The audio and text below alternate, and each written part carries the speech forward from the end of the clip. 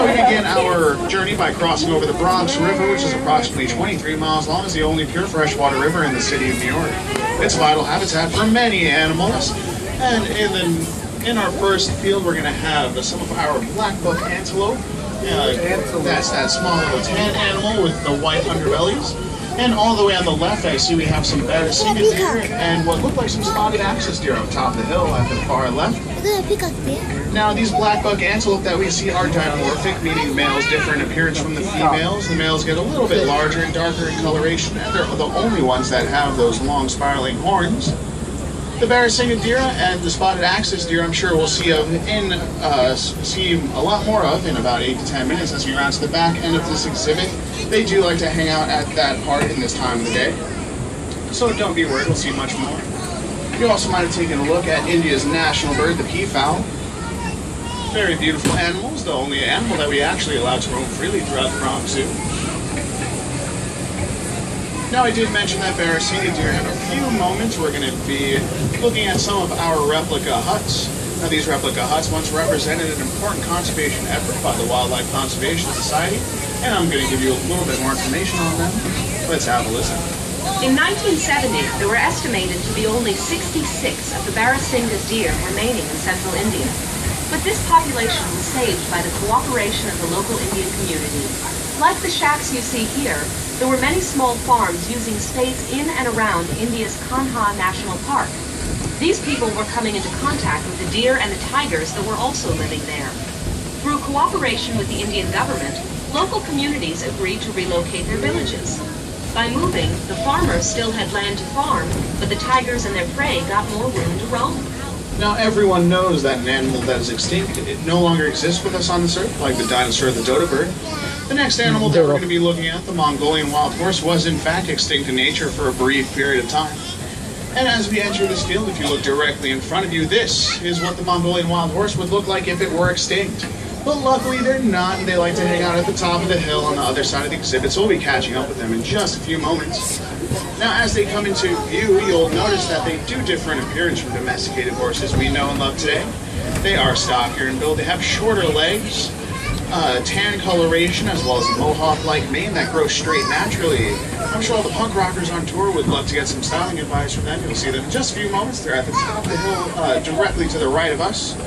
As we get a little bit higher on the track, you'll get a better view of them. Now, captive breeding of the Mongolian wild horse began in 1901 with a group of 28 horses. And here at the Bronx Zoo, we received our first herd in 1902. Luckily enough for the Mongolian wild horse, successful reintroductions of them into their native lands of China and Mongolia means that they are once again thriving in the wild.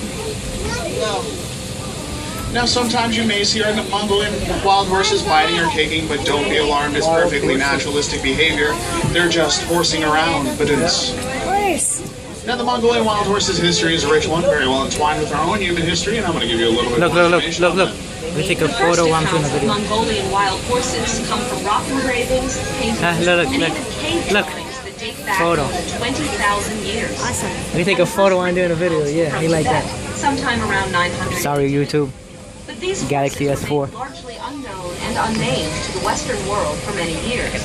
During an expedition to Central Asia in 1879, a famous Russian explorer and naturalist, Colonel Nikolai Przewalski, encountered the horse in Western Mongolia. Because of his discovery, this species is also known as Przewalski's horse. Not many people know this, but our monorail train runs on Mongolian horsepower. Yeah. Just kidding. All right, in the next exhibit, we're going to be on the lookout for two endangered species, the gaur and the brow-antlered deer. Now, the brow-antlered deer, you can see one hanging out on this side of the field, but it seems like the others are a little bit further ahead. Now, the brow-antlered deer get their name from the curved shape of the male's antlers, which resemble a large pair of eyebrows.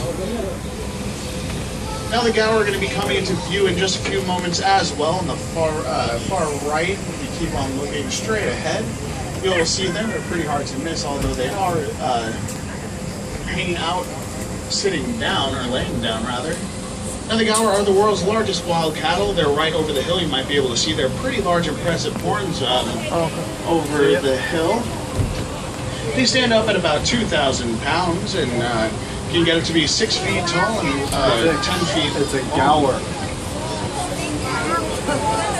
Now, our alpha male here, he weighs in at 2,200 pounds. He's about Father Nine Gower we have here, and his name is Eddie Gower. As we get a little bit further on the track, if you look towards your left over the hill, you're going to get a better look at them, as well as some of the brown and their deer behind the fencing. Now, these animals, like I said, are considered endangered due to the fact that they're losing wildlands more and more every day due to farming. Now I'm going to give you a little bit more information on the species survival plan initiatives that we take here in order to rehabilitate their numbers. Here at the zoo, we help Gower and brow antler deer and many other species by participating in cooperative zoo management programs called species survival plans. The name says it all. The plans aim to help these animals survive. Zoos across the country work together to maintain genetically diverse populations of rare and endangered species. Now, sometimes it is easy to forget that the Bronx Zoo is located in the heart of an urban environment. I know for a second there you guys thought we were in the middle of Asia, but no, in fact, we're still in the Bronx. And those sounds that you might be hearing behind you is traffic on the highway, and this large gate that we have directly in front of us was built so that they can keep out some of the noise from disturbing our animals. Now, I ask everyone to please remain seated because we're going to be on the lookout for our next animal, the tiger, as we slow down here. Now, tigers are solitary animals, which is why we only have one on exhibit today. His name is Yuri. He is our 3-year-old, 350-pound Siberian tiger. Well, he's a 3 years Now, old. keep your eyes peeled because tiger stripes do provide excellent camouflage. And I see Yuri, he is all the way on the right-hand side of the exhibit. But we're going to move a little bit further ahead and try to catch up with him. Actually, he's going to come down this side. Now look directly at the bottom of the exhibit as we round this corner. You guys are going to get a good look at him. Now, like I was saying, those tiger stripes are an excellent form of camouflage as well as a great identification tool. Researchers use tiger stripes in order to identify tigers because, like a human's fingerprint, the tiger stripes are unique for every individual animal. Now there goes Yuri, and I'm going to have to ask everyone to please remain seated. Thank you very much.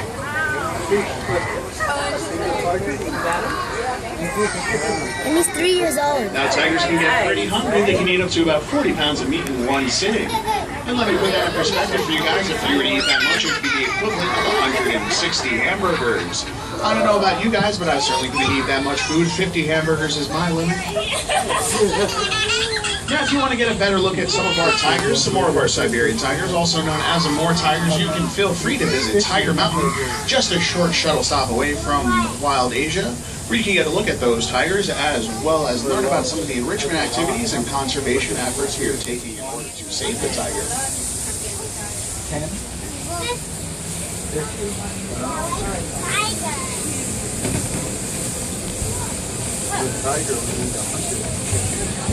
Now we're going to see more of India's national bird, the peafowl, over here.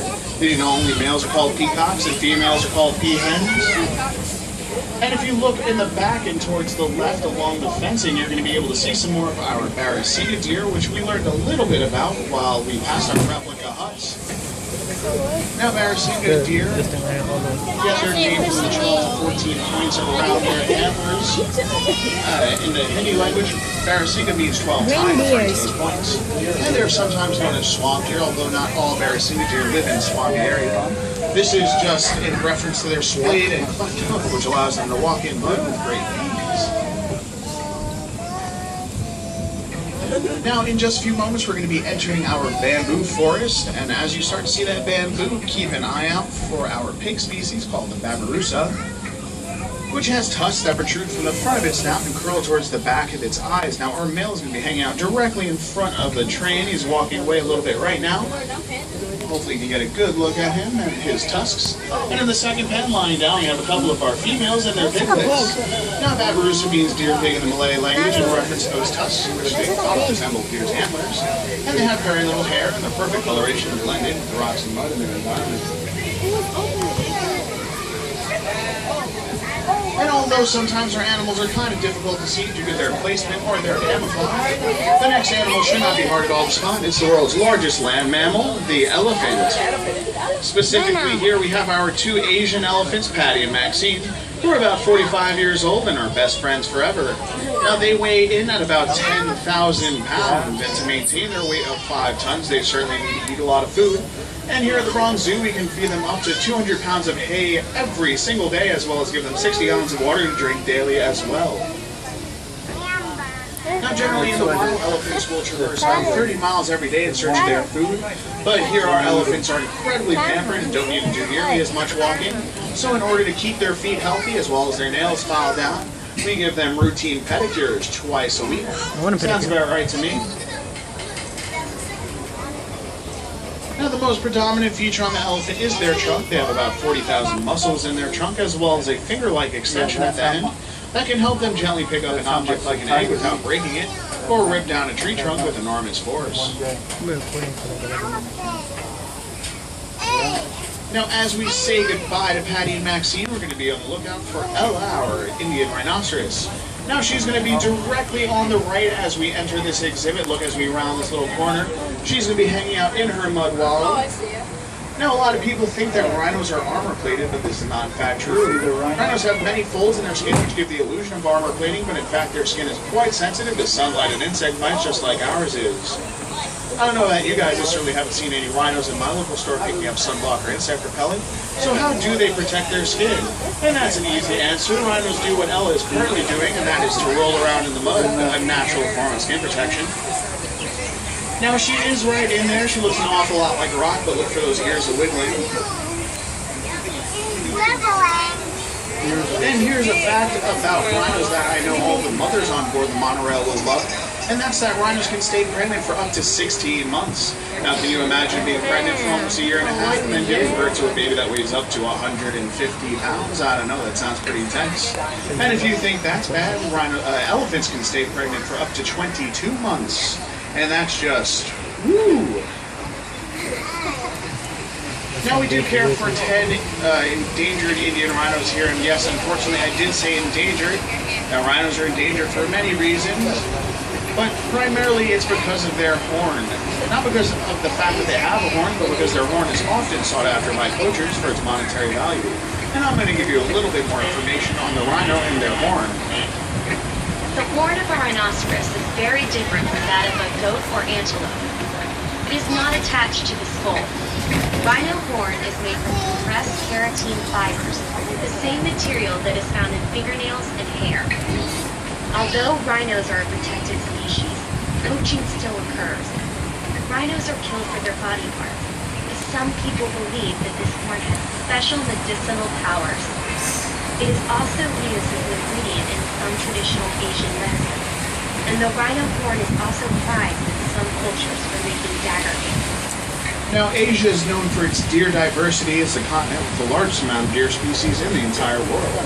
And in the next exhibit, we're going to be on the lookout for a few of those deer species, as well as another antelope species.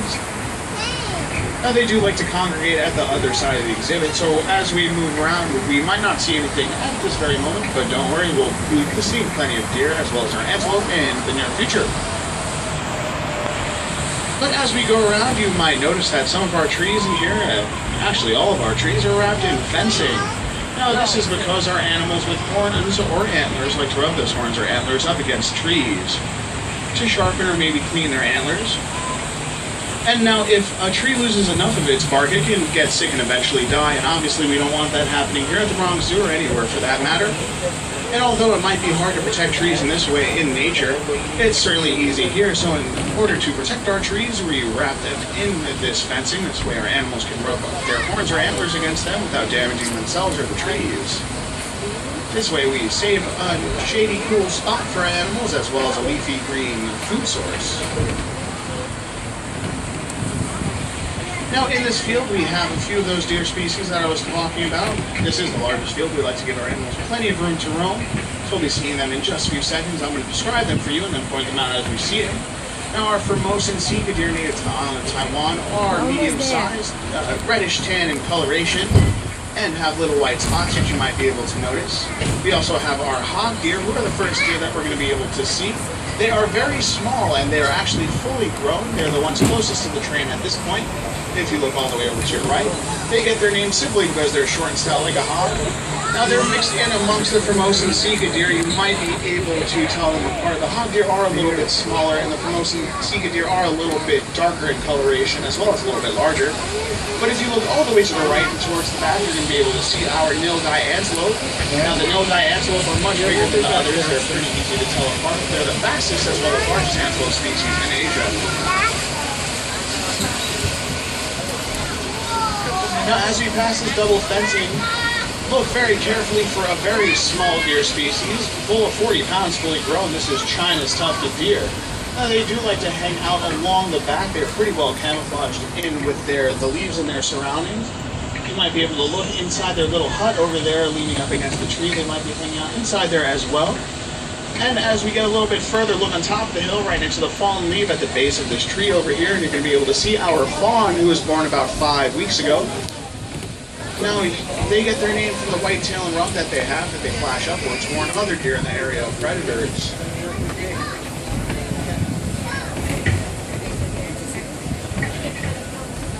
Now, as we round this corner, we're going to be crossing back over the Bronx River at the highest point in elevation on our journey, at about 35 feet above the water. Now, if you want to learn any more about the Bronx River, feel free to visit the Mitsubishi Riverwalk located behind parking lot B, where you can learn about the river and its natural inhabitants.